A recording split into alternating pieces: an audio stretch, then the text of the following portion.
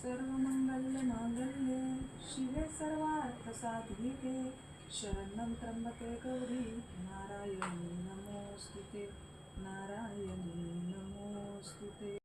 मार्गशीर्ष महिन्यामध्ये भगवान विष्णूंसोबत लक्ष्मीचेही आगमन होते। तर या मार्गशीर्षातील गुरुवार म्हणजे धनसंपत्ती, समृद्धी, सौभाग्य, कौटुंबिक शांती आणि मानसिक प्रसन्नता देणारा सर्वश्रेष्ठ वार मानला जातो। तर छान अशी देवीची पूजा करून घेतलेली आहे आणि मी हा कलश बाजूला पूजा करून घेतलेली आहे, मग ठेवलेला आहे, कारण दिव्याला वगैरे हात लावू शकतो आणि तुम्हाला अगदी सागर संगीत छान अशी पूजा दाखवता येईल। तुम्हाला जर पूजा कशी केली किंवा हा सेटअप कसा केला तर तो पाहायचा असेल तर कमेंटमध्ये नक्की सांगा। तर छान असं आपण जे वस्त्र वगैरे आणलेलं आहे तर ते छान लावून घेतलेलं आहे आणि सुंदर अशी आपली आरास झालेली आहे। तर तुम्हीसुद्धा अशा प्रकारे नक्की पूजा करा आणि छान सर्व झाल्यावर पोथी वाचून घेतलेली आहे आणि देवीची आरतीसुद्धा केलेली आहे।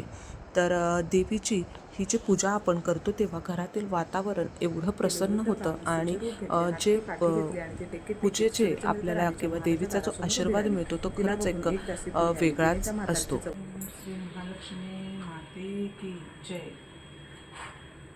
हाय एव्हरीवन, नमस्कार। अर्चनाच आर्ट ऑफ कुकिंग या चॅनलमध्ये तुम्हा सर्वांचं मनापासून खूप खूप स्वागत आहे।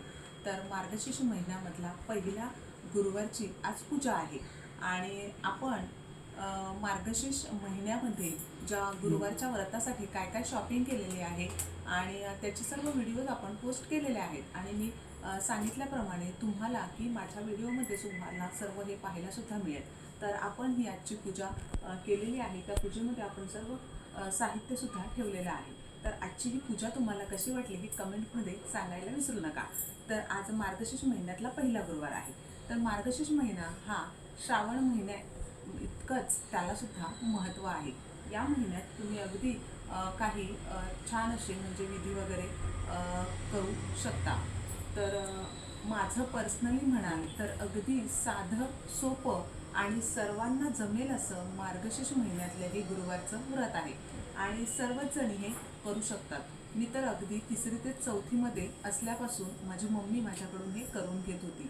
तेव्हा या व्रताबद्दल खूप एवढं माहिती नव्हतं की हे व्रत कशासाठी केलं जातं, की ह्याचे फायदे काय आहेत। फायदा म्हणण्यापेक्षा आपल्याला जे सुख, समाधान आणि शांती मिळतं तर ते या व्रताने नक्कीच मिळतं आणि तेव्हापासून आम्ही हे व्रत करत आलेलो आहोत। तेव्हा असं वाटायचं की चला मम्मी उपवास करते आणि आपल्याला सुद्धा उपवासाच्या फराळाचे पदार्थ खायला मिळतील म्हणून करायचो। पण आता त्याची प्रचिती येते की महालक्ष्मीचे व्रत हे किती श्रेष्ठ आहे आणि करायला अगदी सोपं आहे। तर महिला, कुमारिका सर्वच जणी हे व्रत करू शकतात। अगदी साधं सोपं आहे आणि या व्रताची संपूर्ण माहिती म्हणजे पूजाविधीचा व्हिडिओ सुद्धा आपण पोस्ट केलेला आहे। तर तो व्हिडिओ तुम्ही पाहिला नसेल, गुरुवारच्या व्रताची पूजा कशी करावी तर ते सुद्धा केलेलं आहे। तर आता तुम्ही या व्रतासाठी अगदी साध्या सोप्या पद्धतीने मांडणी करू शकता। अगदी एक कलश घेऊन त्यामध्ये हळद, कुंकू, पत्री असं घालून करू शकता। दीप प्रज्वलित करून तुम्ही 5 फळांचा नैवेद्य, अगदी काही नैवेद्याला नसेल तर तुम्ही दूध, साखर असा सुद्धा नैवेद्य ठेवू शकता। खूप तुम्हाला जास्त पूजेचं हे करायची सुद्धा गरज नाहीये। पण अगदी आज आपण तिची पूजा केलेली आहे, ती किती सुंदर अशी आरास झालेली आहे तुम्ही पाहू शकता। आपण व्हिडिओमध्ये दाखवल्याप्रमाणे हा पहा, अगदी मी हा मल्टी कलरचा मुकुट आणलेला आहे आणि तुम्ही पाहू शकता मी तुम्हाला सांगितल्याप्रमाणे हा पूर्ण ह्याची आरास केलेली आहे। आपण फक्त ही ज्वेलरी घातलेली आहे आणि ज्वेलरी सुद्धा कशी घ्यायची, ती सुद्धा कशी वापरायची ते सुद्धा मी तुम्हाला व्हिडिओमध्ये सांगितलेलं आहे। आणि इथे मी या मुकुटाला फक्त नथ घातलेली आहे आणि तुम्ही पाहू शकता की देवीची आरास किती सुंदर अशी दिसत आहे। तर हार घातलेला आहे आणि मी तुम्हाला व्हिडिओमध्ये सांगायला विसरले की मी इथेही स्टँड म्हणजे हा कढीसुद्धा आणलेली आहे, पण ती मी व्हिडिओमध्ये दाखवायला विसरली।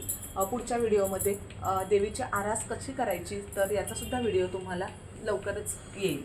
तर छान अशी हे गजरे घातलेले आहेत, वेणी घातलेली आहे आणि सुंदर अशी ज्वेलरी घातलेली आहे।